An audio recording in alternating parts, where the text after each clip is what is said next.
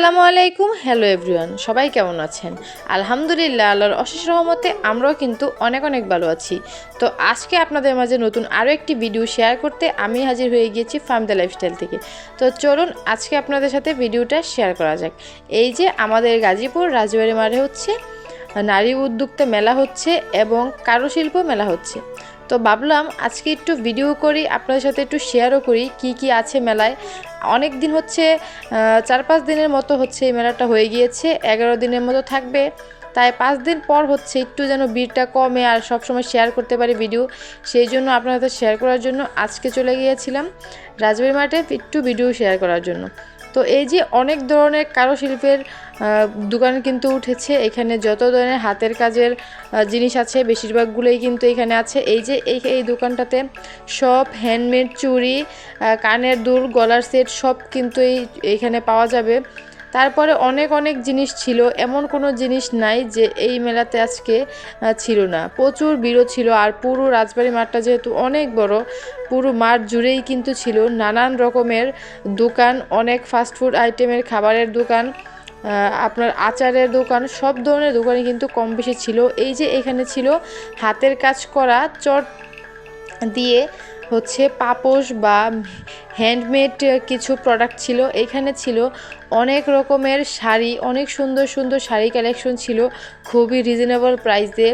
এই যে এখানে ছিল বড় বড় ম্যাট, নিজের হাতে বানানো, খুবই সুন্দর ছিল। খেলার জিনিসও কিন্তু বাদ যায়নি, বাচ্চারা যেন উপভোগ করতে পারে সুন্দর করে, সব জিনিস দিয়েই কিন্তু ঘেরা ছিল।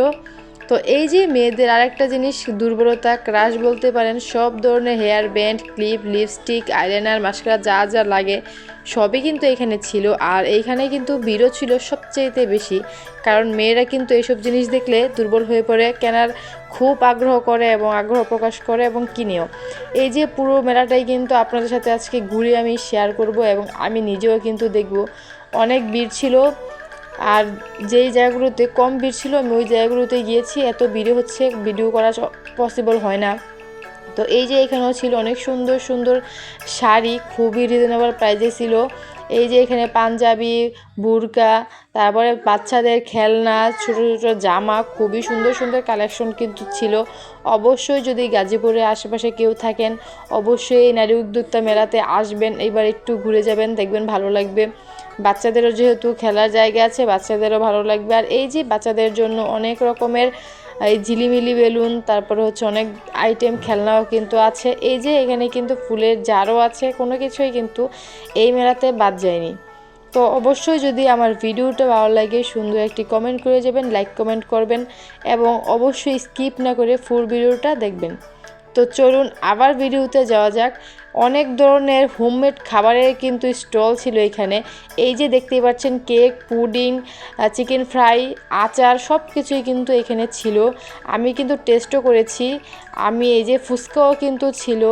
তারপর এই যে হরেক রকমের মাটির আসবাবপত্র ছিল। এখানে যত ধরনের হ্যান্ডমেড আইটেম আছে সব কিন্তু এখানে উঠেছে।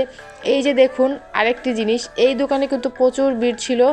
এই ফুলের দোকানগুলোতে অনেক ভিড় থাকে এবং অনেক সুন্দরও কিন্তু লাগে, ভিডিও করতে কিন্তু ভালো লাগে এইসব দোকানগুলোতে। তো এই যে আপনার সাথে শেয়ার করছিলাম আর আমিও ঘুরে ঘুরে দেখছিলাম, ভালোই লাগছিল। এই যে এখন দেখতে পাচ্ছেন অনেক সুন্দর সুন্দর হ্যান্ডমেড জিনিস, এবং এই যে এখানে যত ধরনের ঘি, ফেস পাউডার, ফেস প্যাক, আপনার মেয়েদের শরীরে যত ধরনের হ্যান্ডমেড যে প্রোডাক্টগুলো ইউজ করা হয় সব কিন্তু এই মেলাতে ছিল। এটা যেহেতু উদ্যোক্তা মেলা তাই সবাই কিন্তু নিজের হাতে যে জিনিসগুলো বানিয়ে বিক্রি করা যায় সেই জিনিসগুলো নিয়েই কিন্তু এখানে মেলা বসেছে। এই যে অনেক খাবারের স্টল ছিল ছোট ছোট, এখানে চিকেন ফ্রাই, চিকেন বল, চিকেন নাগেট সব ধরনের আইটেমই কিন্তু ছিল।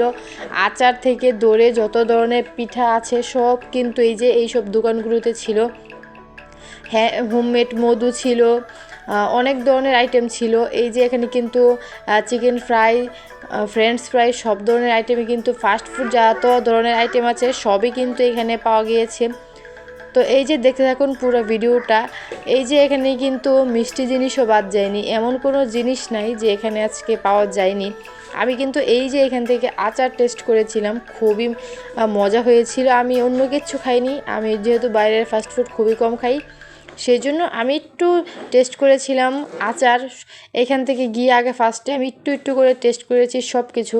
তারপর এই যে আমি এখন হচ্ছে মিক্সড 2টা আচার নিব। আমার কাছে ভালো লেগেছিল বড়ই আর তেঁতুলের আচারটা, তাই আমি এই 2টাই হচ্ছে নিয়েছিলাম 30 টাকা দিয়ে। 30 টাকার অনুযায়ী কিন্তু খুবই ভালো পরিমাণে দিয়েছিল। তো এই যে আস্তে আস্তে খেতে খেতে হচ্ছে আপনার সাথে আবারও ভিডিও করে শেয়ার করছিলাম। মাঠটা পুরো জুড়ে হচ্ছে অনেক স্টল বসেছিল এবং মাঝখানে কিন্তু স্টেজ করে গান বাজনাও হচ্ছিল, নাচানাচিও হচ্ছিল। তো এই যে দেখুন কত ভিড়, আর অনেক বাচ্চাদের খেলার জায়গাও কিন্তু ছিল। যদি আমার ভিডিওটা ভালো লাগে অবশ্যই লাইক কমেন্ট শেয়ার করবেন,